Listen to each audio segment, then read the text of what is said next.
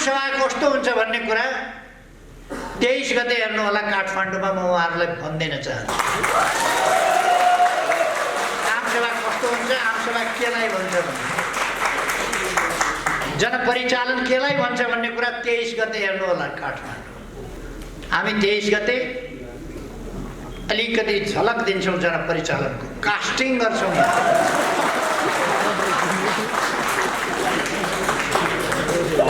साँच्चैको जनसभा त्यसपछि आउँछ। रत्नबागतिर केही मान्छेहरू जम्मा भएर हौसिएर भाषण गर्दै गरेर सुनेको थिएँ। 8-10 हजार मान्छे अगाडि देख्नुभएछ, भुइँमा खुट्टै थिएन। उहाँहरू जस्तो लुकेर ज्ञानेन्द्र कहाँ गएर राति राति रक्सी खाएर लोकतन्त्रका विरुद्ध षड्यन्त्र गर्ने बानी मेरो छैन। मैले नभनेको ज्ञानेन्द्र कहाँ गएर राति राति लुकेर कतिपल्ट रक्सी खानुहुन्छ, मेरो त्यो बानी छैन। कोही केपी ओली जस्तो भेडासँग सङ्गत गरेर पनि के भो आफ्नो त बुवासाको मतिक जाँदै गएन के भने चाहिँ बुझिनँ। मैले भन्दै थिएँ यस्तै कुरा। मैले गणतन्त्रको आन्दोलन सुरु गर्दाखेरि स्कुल जाँदै गरेका केटाकेटीहरू गणतन्त्र मैले ल्याएको भनेर एक्लै ल्याएको हो कि गणतन्त्र कतैबाट जस्ता कुराहरू गर्छ। केपी ओलीलाई एकीकरण गरेर एकता गरेर प्रधानमन्त्री बनाउने म भनेर उहाँले मेरा लागि एकता गर्नुभएको। अब जुन हालत हुनेवाला छ त्यो त पोरपरारै भइसक्थ्यो उहाँको। अब जे हुनेवाला छ चुनावमा त्यो अघिल्लै चुनावमा भइसक्थ्यो। तर भेडाको सङ्गत 3 वर्ष गर्दाखेरि पनि आफू चाहिँ जहाँको त्यहीँ रहिएछ भनेर भनेको सुन्दा चाहिँ छक्क भने के भने भारतले हाम्रा पक्षमा फैसला गर्छ भन्ने विश्वास छ। तर गरेन भने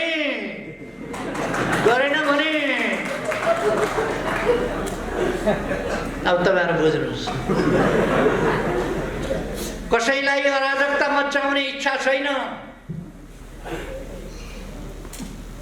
तर केपी ओलीको तानाशाहीको पक्षमा फैसला भएछ भने धेरै धाक नलाए हुन्छ। यसो 1-2वटा जुलुस गर्ने निशाना त्यहाँ म उहाँहरूलाई भनिदिन चाहन्छु। खुट्टी देख्दै पत्याइयो कति बाँच्नु आएको तपाईँले भन्ने, कति बाँच्नु आउनुहुन्छ भन्ने कुरा। हामी कता जान खोजिरहेका छौँ, के गर्न चाहिरहेका छौँ, तेस्रो हामी के गरिरहेका छौँ, यी विषयहरूमा संक्षिप्तमा मात्रै म प्रकाश पार्न चाहन्छु। किनभने मभन्दा अगाडि नै साथीहरूले यी सबै विषयमा प्रकाश पारि पनि सक्नुहुन्छ। एकदम संक्षिप्तमा मात्रै म राख्न चाहन्छु।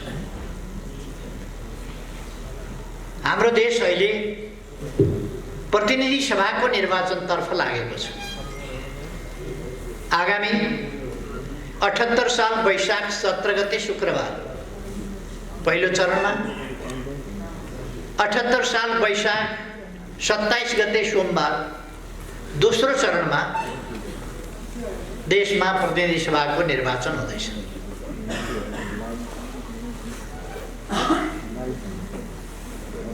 यो निर्वाचन देशको भविष्य कस्तो हुने भन्ने कुराको फैसला गर्ने निर्वाचन।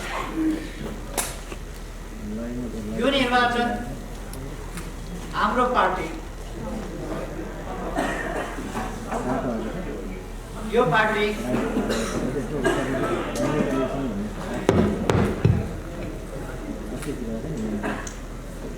छैन कि आज यो निर्वाचनले अब देशको भविष्य कस्तो हुने, देश कता जाने भन्ने कुराको टुङ्गो गर्नेछ।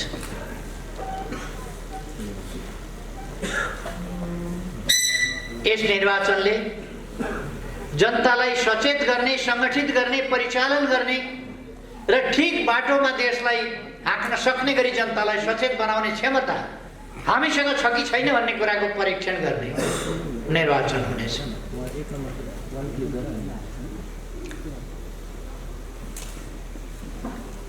हामीले यसलाई एउटा परीक्षाको रूपमा पनि लिनुपर्नेछ। नेपाली जनताले थुप्रै आन्दोलनहरू गरेका छौँ, थुप्रै आन्दोलनहरू। खासमा यो आन्दोलन होइन, तर एउटा आन्दोलनको रूपमा यो निर्वाचन अगाडि आएको छ।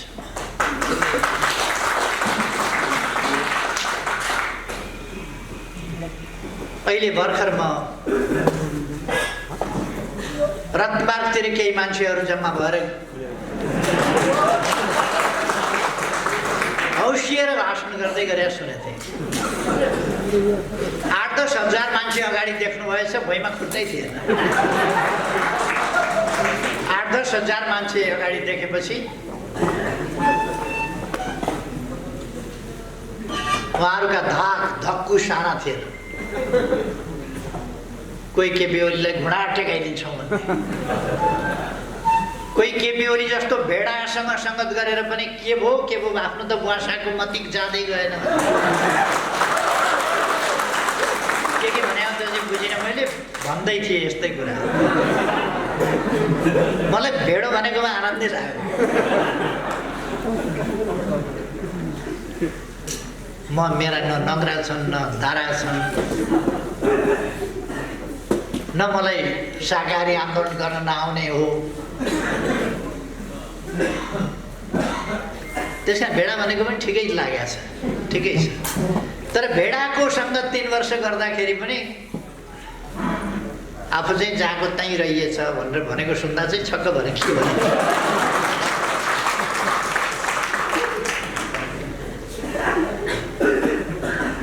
यस आगामी निर्वाचनले लोकतन्त्रलाई बलियो बनाउनु पर्दछ, लोकतान्त्रिक अभ्यासलाई सफल पार्नु पर्दछ। यस निर्वाचनले संविधानलाई कसैले हरण गर्न नसक्ने गरी बलियो बनाउनु पर्दछ। यस निर्वाचनले जनताका अधिकार तलमाथि हुन नसक्ने गरी, जनताले प्राप्त गरेका अधिकारहरूको रक्षा, ती अधिकारसम्म पुग्नका लागि अवसरहरूको सुनिश्चितता र हामीले अगाडिको लागि जुन बाटो तय गरेका छौँ त्यसतर्फ अगाडि बढ्ने कुराको सुनिश्चितता गर्ने त्यो फैसला गर्नुपर्छ, त्यो तय गर्नुपर्छ यस निर्वाचनले। यस देशको सार्वभौम सत्ताको रक्षा हुने परिस्थितिको ग्यारेन्टी गर्नुपर्दछ। बाह्य शक्तिहरूको इसारामा देशमा अस्थिरता खडा गर्न खोज्ने तत्त्वहरू नक्सा छापे बापत, संविधान संशोधन गरे बापत प्रधानमन्त्री हटाइहाल्नुपर्छ भनेर तत्कालबाट खेती सुरु गर्नेहरू, त्यस्ताहरूका हातमा देश गयो भने राष्ट्रियता के हुन्छ?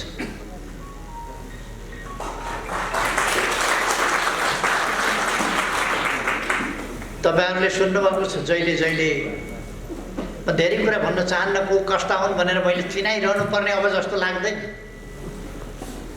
चिनाइरहनु पर्ने जस्तो लाग्दैन। तपाईहरुले मान्छे चिनिसक्नु भएको छ, केही भनि राख्नु पर्ला जस्तो लाग्दैन। त्यस्ता तत्त्वहरूका हातमा यदि देश पर्यो भने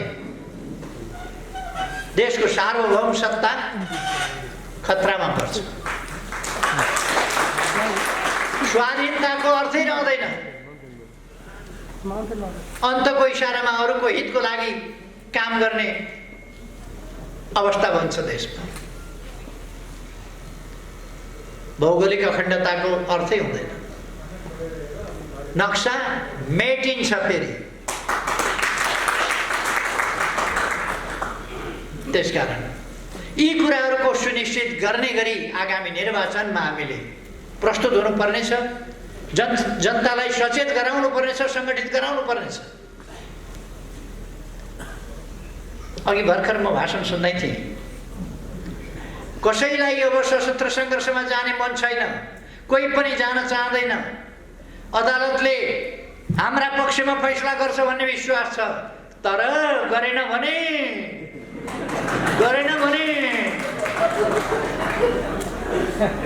अब तपाईँहरू बुझ्नुहोस्, कसैलाई अराजकता मचाउने इच्छा छैन, तर केपी ओलीको तानाशाहीको पक्षमा फैसला भएछ भने उहाँहरूको भाषण त्यो थियो। भने के अदालतलाई तर्साएको कि नेपाली जनतालाई तर्साएको कि अदालतको स्वतन्त्र न्याय क्षमतामाथि अविश्वास गरेको कि अदालतलाई धम्काएको कि के गरेको?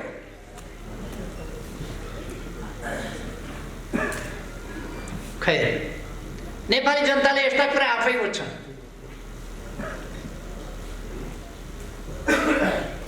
उहाँहरूले यहाँ गरिदिन्छु, त्यहाँ गरिदिन्छु, यस्तो गरिदिन्छु, उस्तो गरिदिन्छु, धेरै धाक नलाए हुन्छ, यसो एक दुईवटा जुलुस गर्ने नि साना त्यहाँ। म उहाँहरूलाई भनिदिन चाहन्छु, खुट्टी देख्दै पत्याइयो कति बाँच्नु आएको तपाईँले भन्ने, कति बाँच्नु आउनुहुन्छ भन्ने कुरा लचक्कै नआएको पनि पत्याइयो। आम सभा कस्तो हुन्छ भन्ने कुरा 23 गते हेर्नु होला काठमाडौँमा। म उहाँहरूलाई भनिदिन चाहन्छु, आमसभा कस्तो हुन्छ, आमसभा केलाई भन्छ भन्ने, जनपरिचालन केलाई भन्छ भन्ने कुरा 23 गते हेर्नु होला काठमाडौँ। हामी 23 गते अलिकति झलक दिन्छौँ जनपरिचालनको, कास्टिङ गर्छौँ।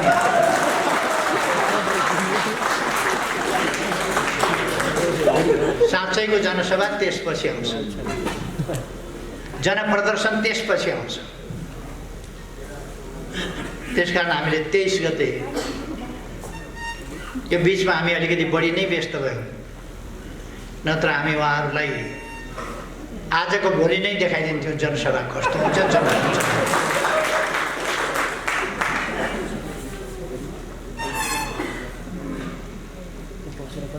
मलाई उहाँहरूतिर फर्किनु छैन, अल्झिनु पनि छैन। उहाँहरू धेरै सम्झिन लागेको मान्छे पनि होइन।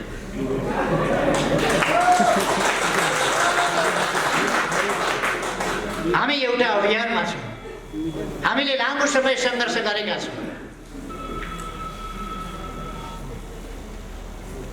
कतिपय साथीहरू अचम्म लाग्छ, उहाँहरूको राजनीतिक जीवन त मभन्दा अलिक कान्छै छ, किन धाक लाउनुहुन्छ यस्तो भने, बडो धाक लाउनुहुन्छ, किन शताब्दीौँ सङ्घर्ष गरेको जस्तो। खैर, म त्यता नजाउँ।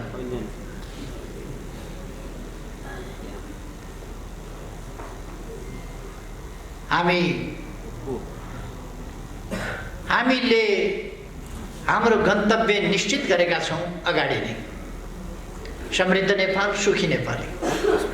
हामी नेपाल देशलाई समृद्ध बनाउन चाहन्छौँ र नेपाली जनतालाई सुखी बनाउन चाहन्छौँ।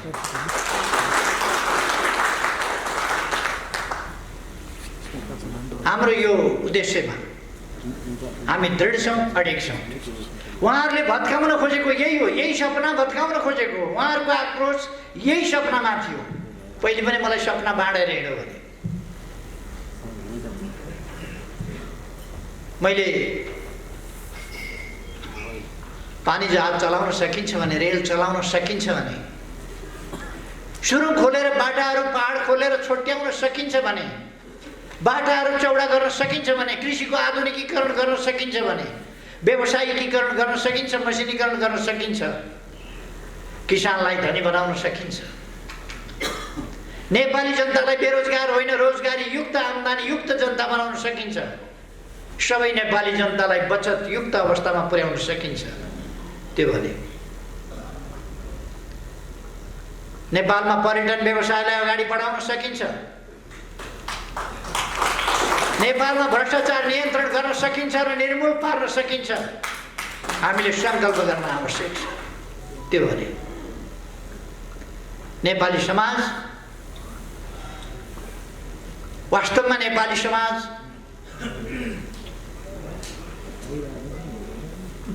यो शताब्दी लगभग 1 शताब्दीको अवधि नेपाली समाज 97 सालबाट गर्ने हो भने अहिले 80 वर्ष भयो।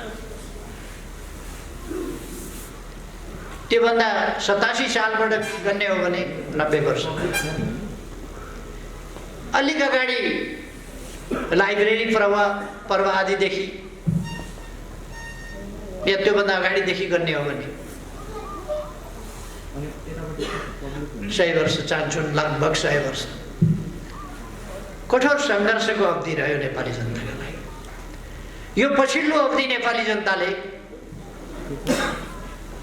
समृद्धिको लागि, सामाजिक न्याय र समानताको लागि सङ्घर्ष गरेका छन्, सफलता प्राप्त गरेका छन् र अहिले सङ्घीय लोकतान्त्रिक गणतन्त्र स्थापना गरेका छन्। गणतन्त्र ल्याउने 3-4 जना छन् अरे, कसले ल्याएको हुन् थाहा छैन मलाई। मैले ल्याएको भन्छन्। मैले गणतन्त्रको आन्दोलन सुरु गर्दाखेरि स्कुल जाँदै गरेका केटाकेटीहरू गणतन्त्र मैले ल्याएको भनेर एक्लै ल्याएको हो कि गणतन्त्र कतैबाट जस्ता कुराहरू गर्छ। गणतन्त्रका लागिको आन्दोलनको नेपालको इतिहास लामो छ। त्यसमा पनि कम्युनिस्ट पार्टीको स्थापनासँगै लोकतान्त्रिक गणतन्त्रको माग उठ्यो। त्यसपछि झापा आन्दोलनले 27 सालबाट लोकतान्त्रिक गणतन्त्रका लागि आन्दोलन उठायो। पहिलोपल्ट सैद्धान्तिक रूपमा बोलिए पनि त्यस ढङ्गले आन्दोलन गणतन्त्रका लागि त्योभन्दा अगाडि उठेको थिए। झापा आन्दोलनले उठायो। त्यो आन्दोलन क्रमशः अगाडि बढ्दै गयो। उठाउने बित्तिकै सफल हुन्छ भन्ने कुरा होइन, त्यसले समय लिन्छ।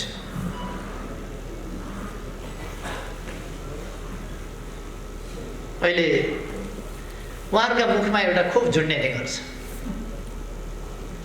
बैलगाडा चढेर गणतन्त्र आउँछ भन्यो केपी ओलीले भनेर। माया लाग्छ यिनीहरूले भन्ने कुरा केही नभेटाएपछि बैलगाडा चढेर अमेरिका जानु जस्तै हो भन्यो भनेर। मैले कति बेर कुन अवस्थामा बोलेको थिएँ? हाम्रो पार्टीको माग त्यति बेला आन्दोलनको अवस्था र परिस्थिति अनुसार हाम्रो आन्दोलनको माग नै संवैधानिक राजतन्त्र भन्ने थियो। आन्दोलनमा नेपाली कांग्रेस पनि थियो, नेपाली कांग्रेसको विधानमा थियो संवैधानिक राजतन्त्र। नेपाली कांग्रेससँग मिलेर हामी आन्दोलन गर्दै थियौँ। नेपाली कांग्रेससँग मिलेर आन्दोलन गर्दा हामीले संवैधानिक राजतन्त्र, शहीदको लोकतन्त्र भनेका थियौँ। केही साथीहरू सुर्याइ देखाउनका लागि व्यक्तिगत रूपमा त्यो आन्दोलनको माग बनेको थिएन। व्यक्तिगत तवरमा केही साथीहरूले गणतन्त्र चाहियो भनेर आफ्नो क्रान्तिकारीपन देखाउने। मैले भने नेपाली कांग्रेसको विधानमा संवैधानिक राजतन्त्र छ। विधानमा नेपाली कांग्रेससँग नमिलिकन अहिलेको अवस्थामा आन्दोलन गर्न सकिँदैन। नेपाली कांग्रेस संवैधानिक राजतन्त्रलाई आदर्श मानेर हिँडेको छ। त्यो कुरालाई स्वीकारेर हामी आन्दोलनमा छौँ। अनि आन्दोलनको माग एकातिर केही साथीहरूले क्रान्तिकारिता देखाउँछन्। त्यो क्रान्तिकारिता त धेरै अगाडि मैले व्यवस्थित रूपमा उठाएको माग हो, तर अहिलेको आन्दोलनको माग होइन। किनभने हामीले अहिलेको आन्दोलनको माग त्यो गरेका छैनौँ। त्यो कुरा मैले भनेको थिएँ।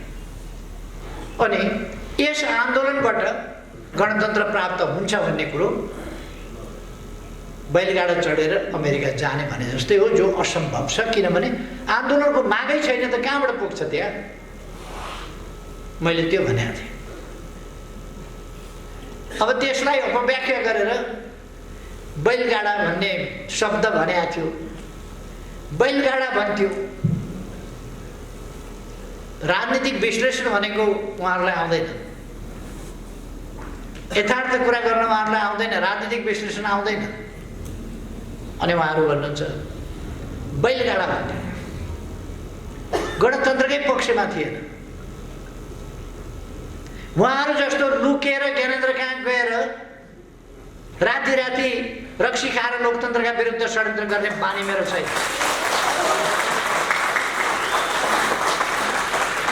मैले नभनेको। ज्ञानेन्द्र कहाँ गएर राति राति लुकेर कतिपल्ट रक्सी खानुहुन्छ? मेरो त्यो बानी छैन। त्यस्तो लुकी चोरी कामहरू गर्ने आदत छैन। म जे भन्छु, जे गर्छु खुल्ला गर्छु, पारदर्शी ढङ्गले गर्छु।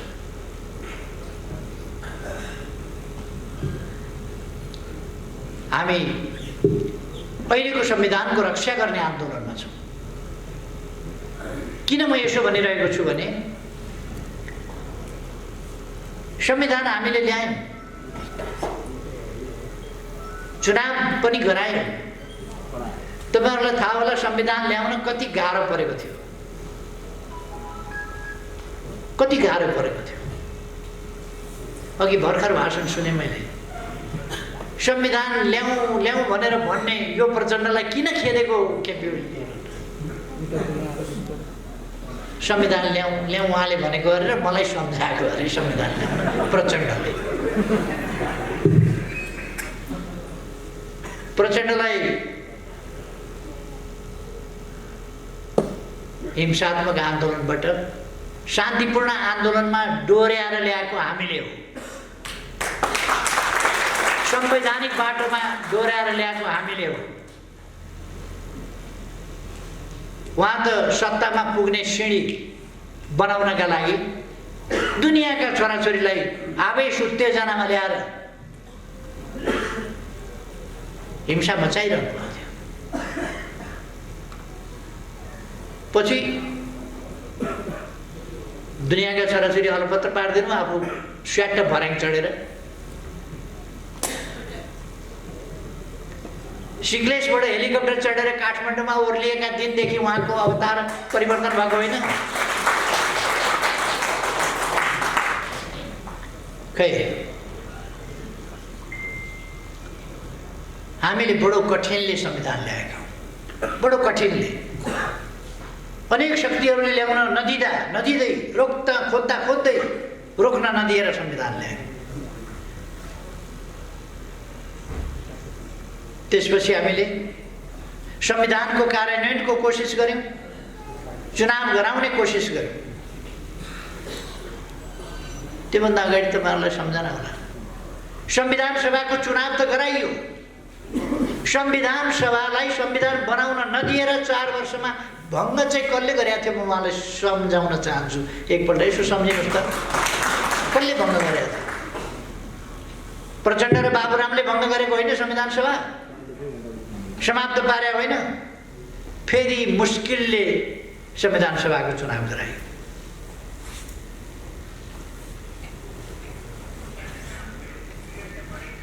माघ 8 गते संविधान जारी गर्ने भनिएको थियो। माघ 8 गते संविधान जारी हुन्छ भनेर माइक निमर्तै हान्दै गरेर मेरो छातीमा माइकले हाने होइन, बसेकै ठाउँमा।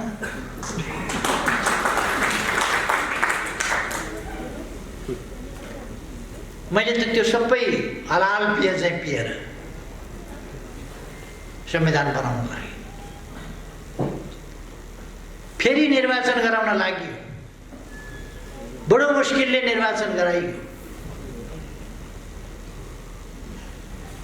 अनि प्रधानमन्त्री बनाउनका लागि उहाँले हामीसँग एकता गर्नुभयो, पार्टी एकता गर्नुभयो, एकीकरण गर्नुभयो। एकीकरण गरेको अहिले त के भन्नुहुन्छ? केपी ओलीलाई एकीकरण गरेर एकता गरेर प्रधानमन्त्री बनाउने म भनेर उहाँले मेरा लागि एकता गर्नुभएको। अब जुन हालत हुनेवाला छ त्यो त पोरपरै भइसक्थ्यो उहाँको। अब जे हुनेवाला छ चुनावमा त्यो अघिल्लै चुनावमा भइसक्थ्यो। मैले अस्ति नै भनिसकेँ, 2 अङ्कको सिट ल्याएर देखाउनुहोस् न त।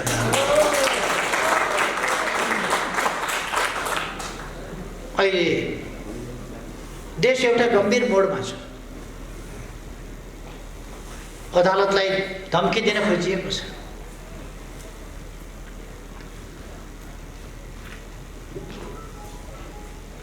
केही वकिलहरूलाई उहाँले धन्यवाद दिनुभयो। केपी ओलीका विरुद्ध बहस गर्ने वकिलहरूलाई धन्यवाद दिन्छु भनेर आमसभामा भन्दै हुनुहुन्थ्यो। अचम्म लाग्यो। वकिलहरूको त वकालत गर्ने काम हो। ठिक ठाउँबाट वकालत गरिदिए भए हुन्थ्यो। बेठिक तिरेर गर्नलाई पनि छुट छ उहाँहरूलाई। त्यसमा मलाई केही भन्नु छैन। अदालतमा मुद्दा छ। हामी झगडिया होइनौँ। हामी झगडा गर्न जाँदैनौँ, मुद्दा गर्न जाँदैनौँ। हामी निर्वाचन आयोगमा पनि हामी नै असली पार्टी हौँ भनेर दरखास्त हाल्न गएनौँ। उहाँहरू दरखास्त हाल्न जानु। अलिक पछि हाम्रो दरखास्त फिर्ता लिउँ भन्न जानुभयो। केपी ओलीलाई मात्रै निकाले हो, अरू केही पनि भएको छैन भनेर।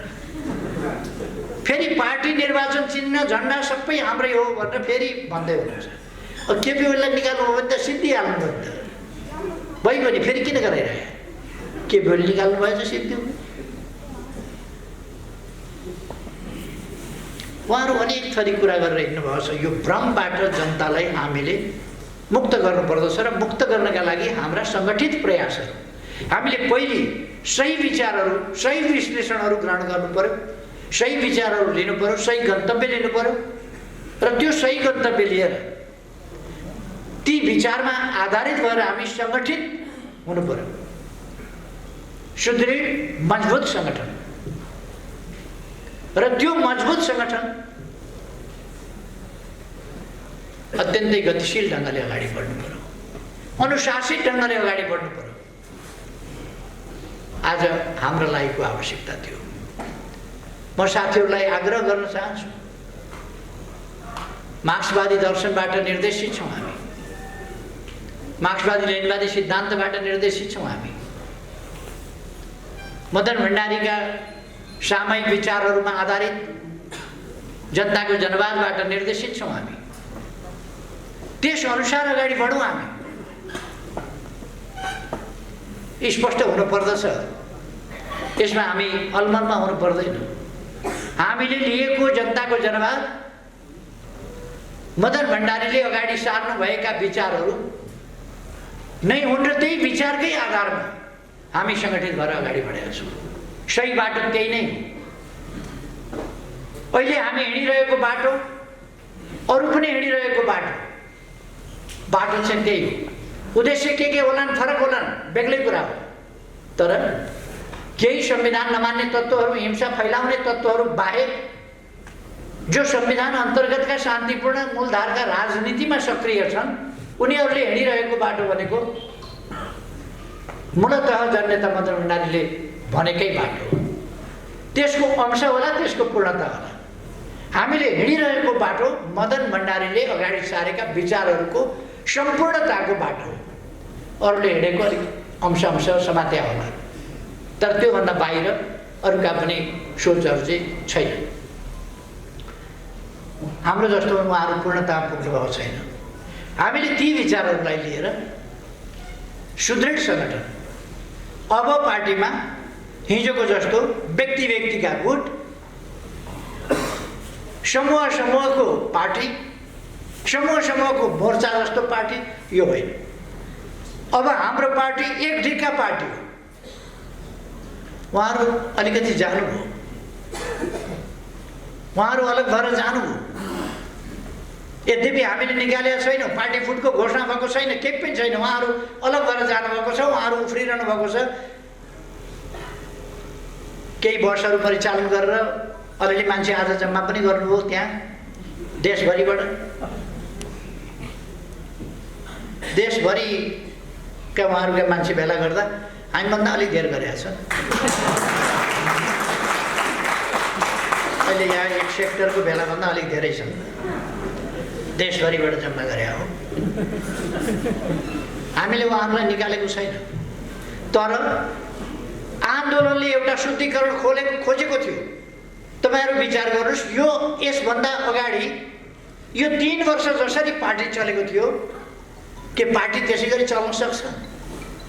टेलिभिजनमा हेर्नुभयो भने अरू भेटिँदैन, 1-2 जना बुद्धिजीवीहरू हौ भन्नेहरूले हामीलाई गाली गरेर देखिन्छ, नत्र भने पार्टीकै नेताहरू गएर पार्टी नेतृत्वका विरुद्ध, पार्टी नीतिका विरुद्ध, पार्टीले गरेका कामका विरुद्ध, सरकारले गरेका कामका विरुद्ध सरकारको औचित्य काटेर आलोचना गरेको हुन्छ, विरोध गरेको हुन्छ, निन्दा भण्डाफोर गरेको हुन्छ, भर्सना गरेको हुन्छ पार्टीका नेताहरू गएर। त्यसै गरेर पार्टी चल्छ। त्यस्तै संसारमा अस्ति हाम्रो पार्टी जस्तो थियो त्यस्तै पार्टी चलेको संसारमा कहीँ देख्नुभएको छ तपाईहरुले? त्यस्तो पार्टी कहीँ देख्नुभएको छ? छेउमा बसेको अध्यक्ष, दोस्रो अध्यक्ष, उनले पार्टीका विरुद्ध, सरकारका विरुद्ध आफ्ना सम्पूर्ण साधन स्रोतहरू परिचालन गर्छ। यस्तो देख्नुभएको छ तपाईहरुले कुनै पार्टीमा?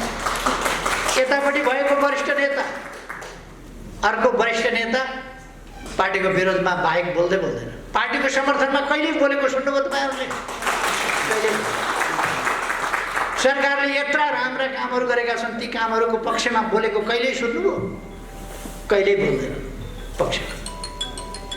अनि पार्टी चल्छ। पार्टी थियो र त्यो पहिले नै एउटा संयुक्त मोर्चाको रूपमा, त्यो पनि कमजोर धरातलमा बनेको संयुक्त मोर्चा जस्तो। संयुक्त मोर्चामा पनि एउटा मर्यादा हुन्छ। त्यो मोर्चामा बसेपछि मोर्चाको सरकारलाई पनि विरोध गरिँदैन, समर्थन गरिन्छ। तर आफ्नै पार्टीको मुख्य सचेतक पार्टीको पक्षमा संसदमा बोल्दैन। कस्तो चल्या होला? मन्त्रीले सरकारको पक्षमा बोल्दैन, कस्तो सरकार चल्या होला? यसै गरी चल्थ्यो पार्टी, यसै गरी चल्थ्यो। पार्टी जस्तो थिएन र पार्टीले शुद्धिकरण खोजेको थियो। कहीँ न कहीँ गएर यो पोइन्ट आउँथ्यो, शुद्धिकरण आवश्यक थियो, हुनै पर्थ्यो शुद्धिकरण। अब पार्टी झैँ चल्न थालेको छ। अब पार्टी एक ढिक्का छ। अब आधाले यता तान्ने, आधाले यता तान्ने रथ जस्तो हुँदैन। पार्टी एकैतिर तानिन्छ। हाम्रो सिंह पंक्ति एकैतिर जान्छ अगाडि। हामी निर्वाचन सम्पन्न गर्छौं, बहुमतको सरकार बनाउँछौं, त्यसपछि सरकारमा हुनेहरू देश विकासको काममा जुट्छौं, देशलाई सुशासन दिने काममा जुट्छौं र सिंह पार्टी मङ्सिर 2 गतेदेखि सुरु हुने महाधिवेशनमा लाग्छ अत्यन्तै सुस्तताका साथ। यसमा खास प्रतिस्पर्धाको छुट हुन्छ, तर अस्वस्थ प्रतिस्पर्धा गर्न मिल्दैन। स्वस्थ प्रतिस्पर्धा। अब हामीले फेरि उही कुरा दोहोऱ्याइरहन दिन सक्दैनौँ। यस्तै घटना फेरि दोहोरिनु हुँदैन हाम्रो आन्दोलनमा, हाम्रो पार्टीमा। यो घटनाक्रम त सिद्धिँदै जाने हो, सिद्धिँदै जाने हो, सिद्धिँदै जाने हो। एकजना मित्रले अस्ति भने, के ठान्या छ मलाई केपी ओलीले, महान युद्धको नेतृत्व गरे आउँ भनेर। मैले हाम्रो घरको एउटा तिल्के भन्ने गोरु थियो, त्यो सम्झेँ।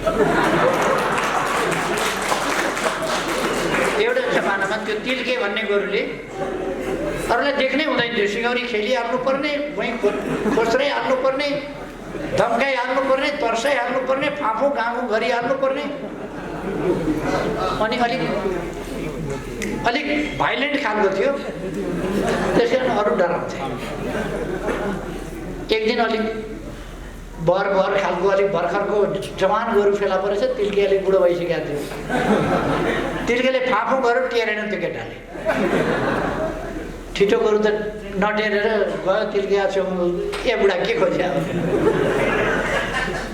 अनि तिल्केले सिङ यसो जोडायो, बलिया भर्खरका सिङका अगाडि भड्याक्क तिल्के गोरुको सिङ बाँधिदियो त्यसले।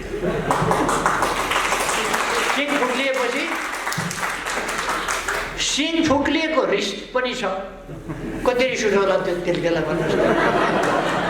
सबैलाई हर्काएर थर्काएर फु गर्दाखेरि भगाएर भित्तो हान्दाखेरि तर्साएर भुइँ खोस्रिँदा भगाएर हिँडेको तिल्के एउटा अस्ति जन्मेकोले भगाइदियो, सिङ फुकालिदियो, रगत बगिया छ सिङबाट, तिल्केलाई झोक चढाएको छ। जति झोक चढे पनि के गर्ने, सिङ जोड्न जान मिलेन भत्किया सिङ। अनि परतिर गएर ठुल्ठुला राता राता आँखा पार्दै हेर्दै फाँफुङ गर्दै गर्दै तिल्के आफ्नो बाटो लाग्यो। अनि त्यस्तै धाक धक्को लाउँदै आज पनि लाउँदै हुनुहुन्थ्यो त्यहाँ नत्र भनेर। त्यो भाँचिएको सिङ देखाउनु मात्रै हो, त्यो अरू केही भाँचिएको सिङ।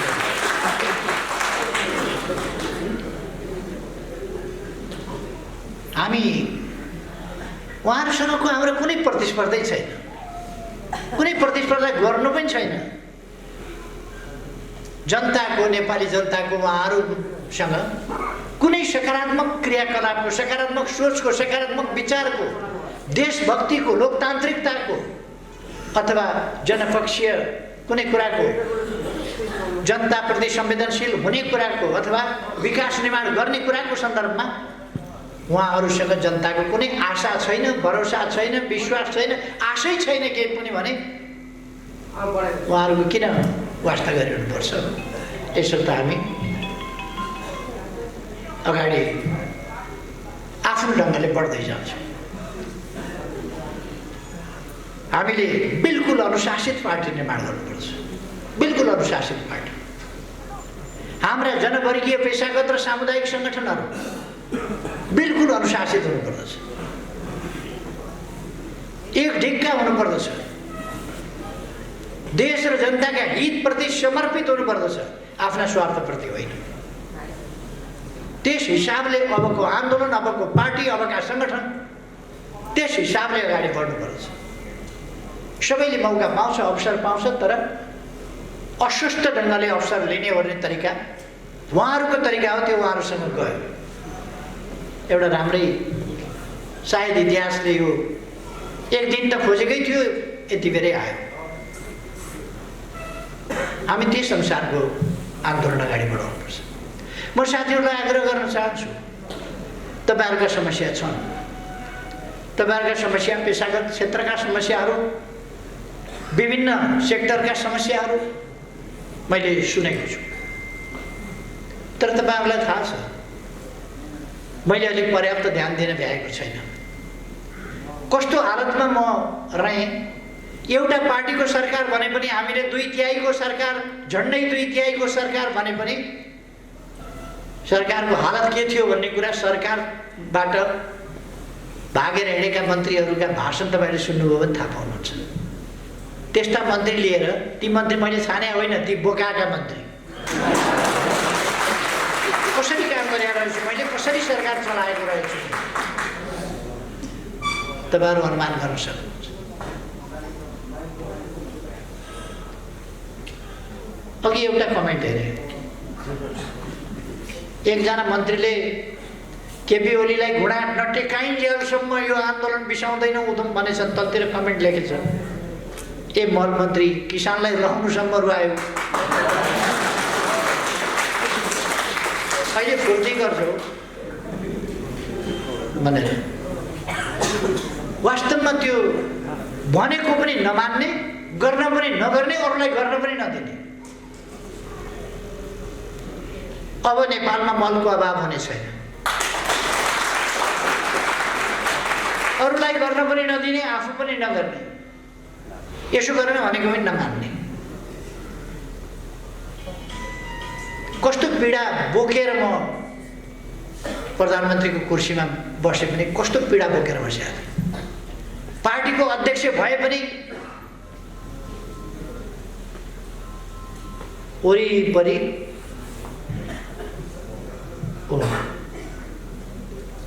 तमासा छ, तमासा। म देश बनाउने कुरा गर्छु, उनीहरू आफ्नो कुरा गर्छन्, मलाई पद चाहियो, मलाई यो चाहियो, मलाई प्रधानमन्त्री अहिले चाहियो, मलाई अध्यक्ष चाहियो। कस्तो केटाकेटीको झगडा जस्तो सुन्दैखेरि अचम्म लाग्यो। यो चाहियो, त्यो चाहियो, तत्काल चाहियो। एउटा प्रक्रियाबाट जाउँ। मैले फेरि त्यो मानेको सधैँ एउटै मान्छेले चलाउने होइन। तपाईँहरू राम्रो काम गर्नुहोस्, महाधिवेशनपछि म छोडौँला, मलाई चलाउने मन पनि छैन, चुनावपछि म छोडौँला, तपाईँहरू गर्नुहोला, राम्ररी गर्नुहोस् न। कमसेकम यो तमासा जग हँसाइ नगर्नुहोस्। आन्दोलनलाई असफल बनाउने, सरकार असफल बनाउने, पार्टी असफल बनाउने त्यो कुरा नगर्नुहोस्। मैले धेरै भने, पछि भनेको क्या हो क्या हो। अस्ति एकजनाले भने, एकजना नेतासँग, प्रधानमन्त्रीले त केपी ओलीले त छोडिदिन्छु भनेकै छ त तपाईँहरूलाई। अब यो छोडिदिन्छु भन्ने कुरा के हो के हो? दुईपल्ट किडनी फेरिसक्यो, झन्तगडा भएर आउँछ, के छोड। अब अलिक पछि त यन्त्र किडनी बन्छ अरे, मेसिनको किडनी, मान्छे पनि चाहिएन, त्यो हालेर झन् साह्रो स्वस्थ हुन्छ, के छोड्छ। त्यसकारण उधारो नमान्ने, हाताहाती, नग्दा नग्दी हाताहाती। यो त कहिल्यै नमर्ने भयो भनेर कहाँ हुन्छ त्यस्तो? प्रकृतिले मान्दैन नि त्यो त, मान्छे त मर्छ नि एक दिन। उहाँहरूलाई चाहिँ के भने, यो किडनी हाल्नु परिन्जेल किडनी हालेर बाँच्छ, किडनी मसिनको आउँछ, मसिन हालेर बाँच्छ, यो त केही नहुने भयो त भन्ने। त्यस्ता साथीहरूका बिचमा ती साथी है, त्यस्ता साथीका बिचमा मैले कसरी काम गरेँ होला? अहिले यसरी सत्तो शराब गर्दै हिँड्नेहरूका बिचमा मैले कसरी काम गरेँ होला?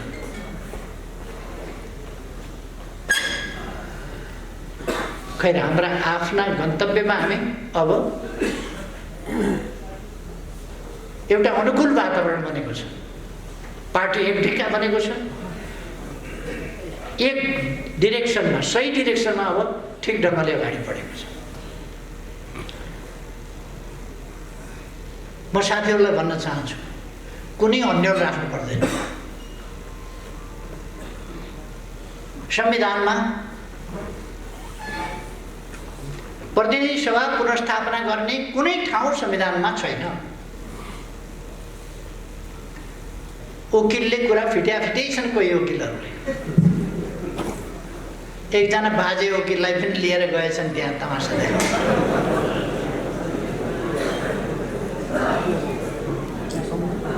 किन दुःख दिए हो बुढा मान्छेलाई?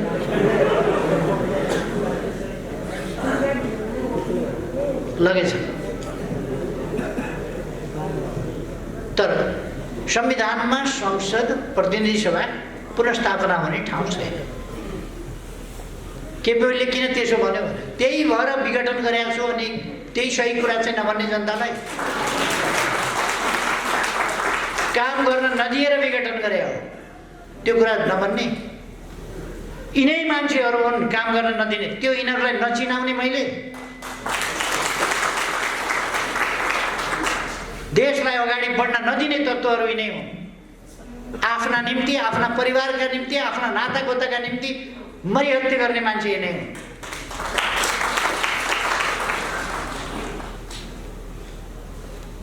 अस्ति बडो मार्मिक ढङ्गले एउटा नेताले भाषण गरे। नातावाद कृपावादको विरोध गर्ने केपी ओली, उसका पो छोराछोरी छैन त। हाम्रा त छोरी छन्, हाम्रा त ज्वाइँ छन्। हामीले त हेर्नुपर्छ, हामीले त उनीहरूको ख्याल राख्नुपर्छ, उनीहरूको साथ पुस्ता बनाउनुपर्छ। उसको पो कोही छैन, ऊ केही गर्दैन। हामीले त हेर्नुपर्छ भनेर कमसेकम खुलेआम त्यति स्वीकारेकोमा धन्यवाद छ। देशका लागि काम गर्ने होइन रहेछ, जनताका लागि काम गर्ने होइन रहेछ। उहाँलाई यस ठाउँसम्म ल्याइ पुर्याउने तमाम ती सहयोगी योद्धाहरू, ती साथीहरू के हालतमा छ? ती तपाईँका छोराछोरी ठान्नु पर्थ्यो कि पर्दैन थियो? तपाईँले जनयुद्ध भनेर होमेका ती साथीहरू, ती शहादत प्राप्त गरेका योद्धाहरू, ती अङ्गभङ्ग भएका मान्छेहरू, तपाईँका आन्दोलन नामका पीडामा परेका मान्छेहरू,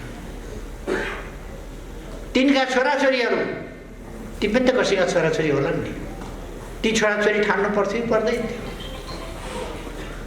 उहाँले भन्नुभएछ मेरा त छोरी छन्, मेरा त ज्वाइँ छन्, मैले त हेर्नुपर्छ, म केपेउली जस्तो होइन। उहाँले भन्नुभएछ राम्रै गर्नु, खुलस्तै गर्नु। अब उहाँहरूका यस्ता स्वैर कल्पनाका दिनहरूलाई उहाँहरूले आज धेरै ठुला ठुला कुरा गर्नुभयो। एउटा हिन्दी सिरियल आउँथ्यो, मुङ्गेर लाल के रङ्गीन सपने, धेरैले हेर्नु पनि भयो होला।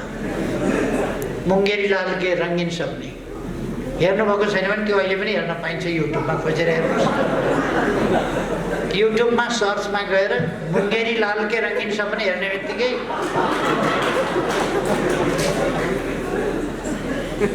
मुङ्गेरी लाल के रङ्गीन सपनेमा एउटै मुङ्गेरी लाल छ, यहाँ दुईटा मुङ्गेरी लाल छ।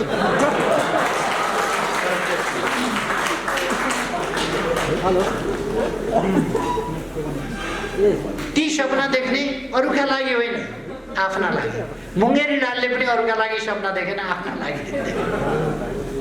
अनौठा अनौठा सपना देख्यो मुङ्गेरी लालले, तर अरूका लागि होइन, दुनियाँका लागि होइन, देशका लागि होइन, मानव जातिका लागि होइन, जनताका लागि होइन, आफ्ना लागि देख्यो।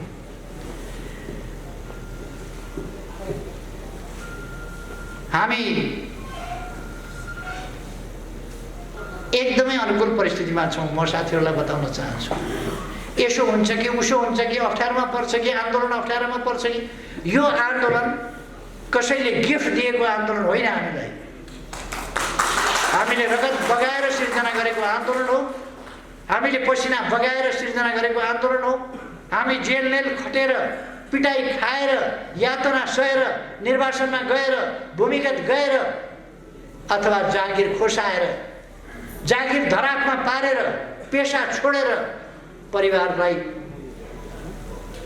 सम्झाउँदै बुझाउँदै गरेर, कष्टको भुमरीमा छोडेर पनि निर्माण गरेको आन्दोलन हो। त्यसकारण यो आन्दोलन कसैले किस्तीमा राखेर गिफ्ट दिएको आन्दोलन होइन, जो धरापमा परोस्। यो आन्दोलन कुनै कर्कलाको पानी जस्तो होइन, त्यो यसो हल्लियो हावा चल्यो कि फुत्रुक्क भैमा जानु, त्यस्तो आन्दोलन होइन। यो आन्दोलन बलिदानबाट आएको आन्दोलन हो। त्यसकारण यो आन्दोलन कुनै धरापमा पर्छ कि भन्ने चिन्तै नलिनुहोस्। यता गए पनि उता गए पनि जे भए पनि यो होला कि त्यो होला कि यस्तो होला कि उस्तो होला कि भन्दै नभन्नुहोस्।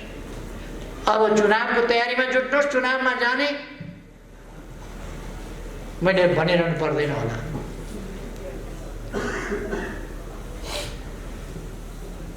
हामी एउटा इतिहास, नयाँ इतिहासको रचना गर्दैछौँ। आन्दोलन यस्तो पनि हुन्छ, एउटा पार्टीबाट नाम चलेका नेताहरू बाहिरिएर पनि आन्दोलन जस्ताको तस्तै होइन, अरू बढी मजबुत हुन्छ भन्ने कुराको दृष्टान्त दुनियाँमा हामीले केही नाम चलेका नेताहरू बाहिर हुन्छ।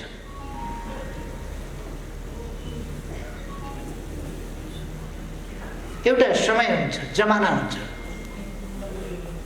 त्यो जमाना बुझ्न सकेन भने, चिन्न सकेन भने, समय परिवर्तन भएको थाहा पाएन भने, आफू आउटडेटेड भएको कुरा मान्छेले बुझेन भने त्यसलाई दशा लाग्छ। आउटडेटेड हुन्छ मान्छे, हरेकको आउटडेटेड हुने समय आउँछ। यी हाम्रा साथीहरू वैचारिक हिसाबले आउटडेटेड भए, उद्देश्यका हिसाबले आउटडेटेड भए। यिनीहरूको चिन्तनको विषय देश रहेन, जनता रहेन, मानव जाति रहेन, हाम्रा जनताले भोगिरहेका समस्या यिनका विषय रहेनन्। त्यसकारण हाम्रो ध्यान जनताले भोगिरहेका समस्याहरूबाट जनतालाई मुक्त गर्नेतिर जानुपर्छ, गएको छ। त्यसै कारण हाम्रो आन्दोलन सफलतापूर्वक अगाडि बढ्छ। उहाँहरूको आन्दोलन समाप्त हुन्छ किनभने उहाँहरूको विषय नै देश छैन, जनता छैन, जनताले भोगिरहेका समस्याहरू तिनको समाधान छैन। मानव जातिलाई कसरी एउटा शान्तिपूर्ण, सभ्य, सुखी, समृद्ध संसार बनाउने, त्यस कुरामा उहाँहरूको चिन्तन छैन। उहाँहरूले देख्नुभएको छैन। उहाँहरूले मेरा विरुद्ध प्रहार सम्पूर्ण रूपमा केन्द्रित किन गर्नुभएको छ? किन केन्द्रित गर्नुभएको छ तपाईँहरूले बुझ्नुभएको छ? केपी ओली एकजना नभएदेखि अरूलाई कुरूप पार्थ्यौँ भन्ने उहाँहरूलाई लागेको छ। यद्यपि त्यो कुरा साँचो होइन। अरू साथीहरू पनि 101 हुनुहुन्छ, त्यो उहाँहरूले आन्दोलनलाई निमट्न सक्नुहुन्न, तर उहाँहरूलाई लागेको छ। त्यसै कारण केपी ओलीलाई हटाउन पाए, पन्छाउन पाए, केपी ओलीलाई बदनाम गर्न पाए, उसको चरित्र हत्या गर्न पाए, उसलाई जनताबाट अलग गर्न पाए, हामी फेरि आफू जनता अल्मल्याउने जादु त्यो लाउन सक्थ्यौँ भन्ने उहाँहरूलाई छ। मैले उहाँहरूको जादु चिनेको छु। जादु देखाउन खोज्नुभयो भने भनिदिइहाल्छु, यो यहाँनिर यसो गरेर। उहाँहरूको कुनै जादु लाग्नेवाला छैन। उहाँहरू बडो टुनामुना गरेर खोज्नुहुन्छ। ती टुनामुना मलाई थाहा छ, म त्यो टुनामुना हुन दिनेवाला छैन। त्यसै कारण उहाँहरू मेरा विरुद्ध केन्द्रित हुनुहुन्छ, यसले स्पष्ट पारिहाल्छ।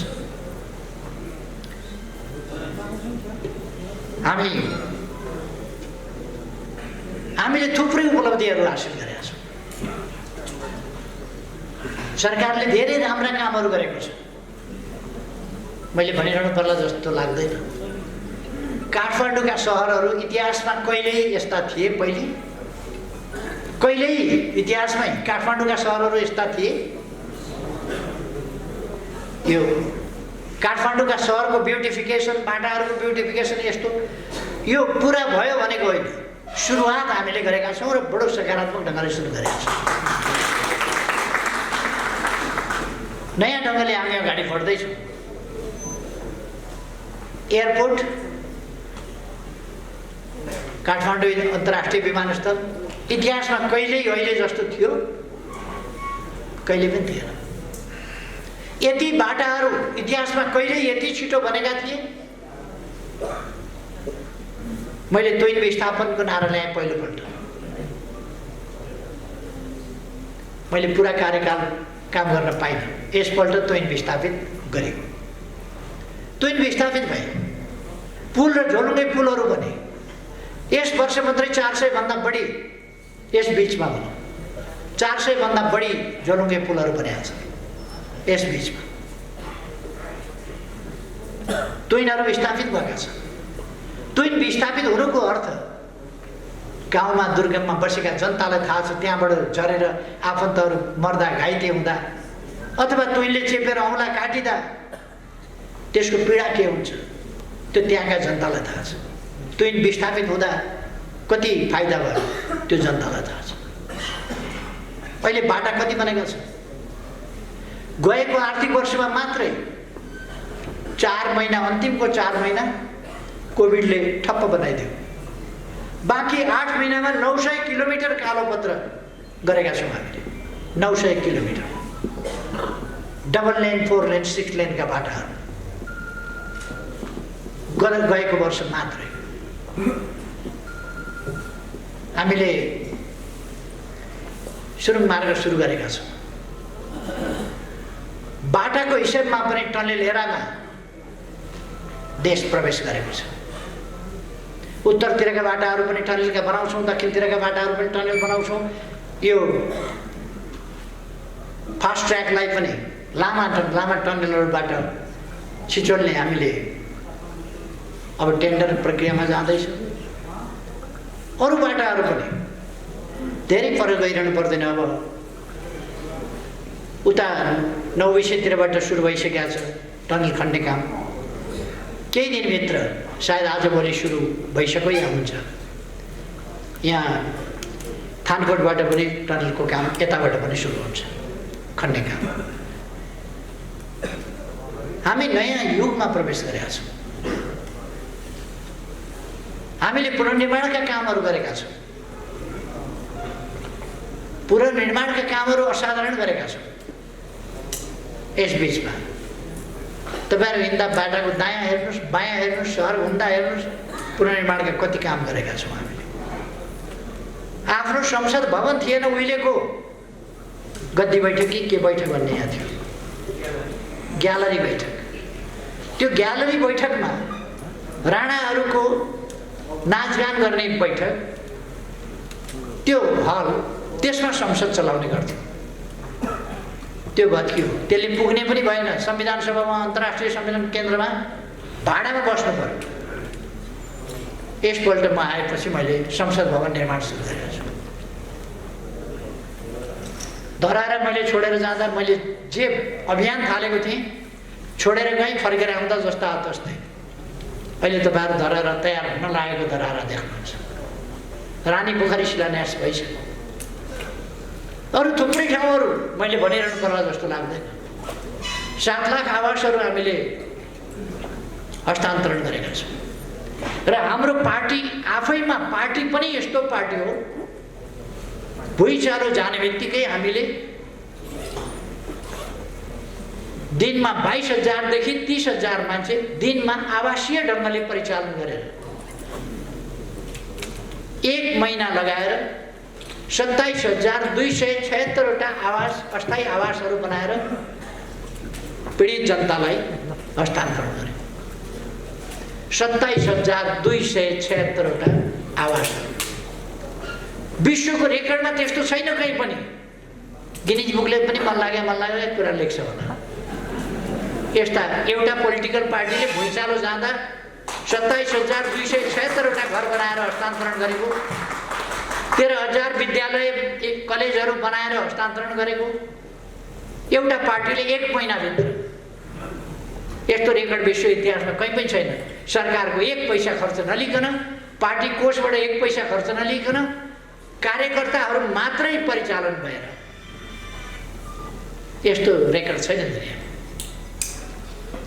22,000 भत्किएका घरहरूको डेब्रिसहरू, त्यो भग्नावशेषहरू सफा गरेर त्यसरी काम गर्ने पार्टी हो। यो पार्टीले मात्रै सक्छ त्यो काम गर्न। त्यो क्षमता भएको पार्टी हो। त्यसै कारणले यस पार्टीलाई जनताले विश्वास गरेका छन्।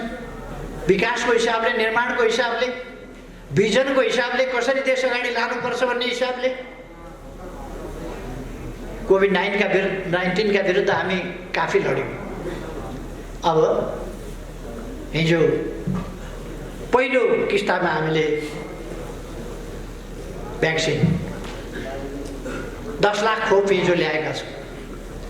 भल्नरेबल ढङ्गले चिकित्सक, नर्सेस, स्वास्थ्यकर्मी, सुरक्षाकर्मी, अरू त्यस्तो भल्नरेबल ठाउँमा भएका मान्छेहरू, उनीहरूलाई हामी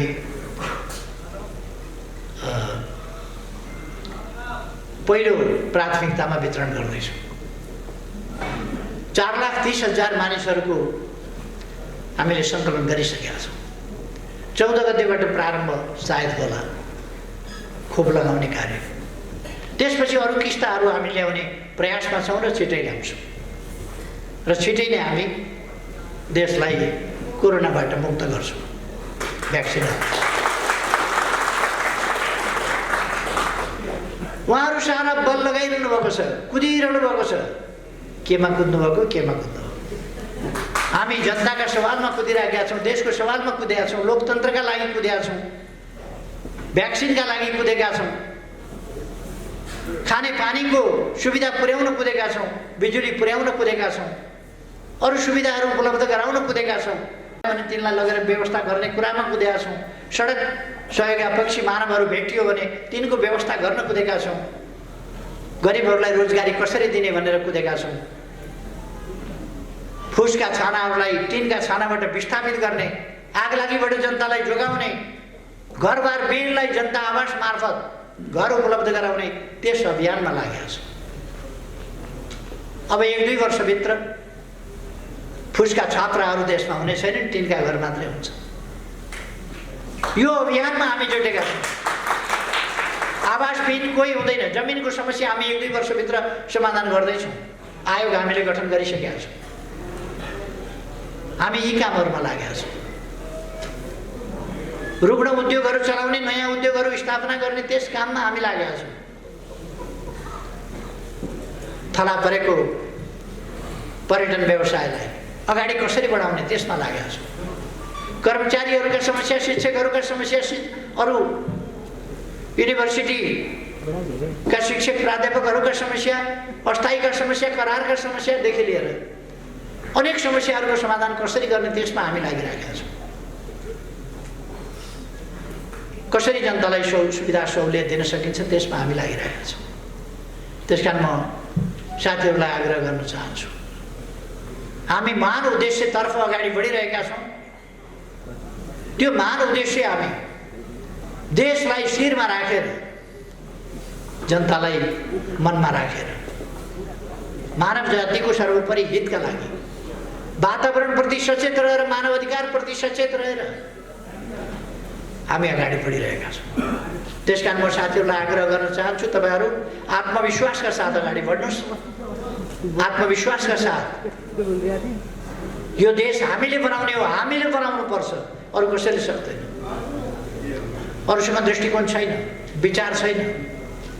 त्यसकारण हामीले हाम्रा अग्रगामी विचारहरू दिएर यस देशलाई समतामूलक, समृद्ध,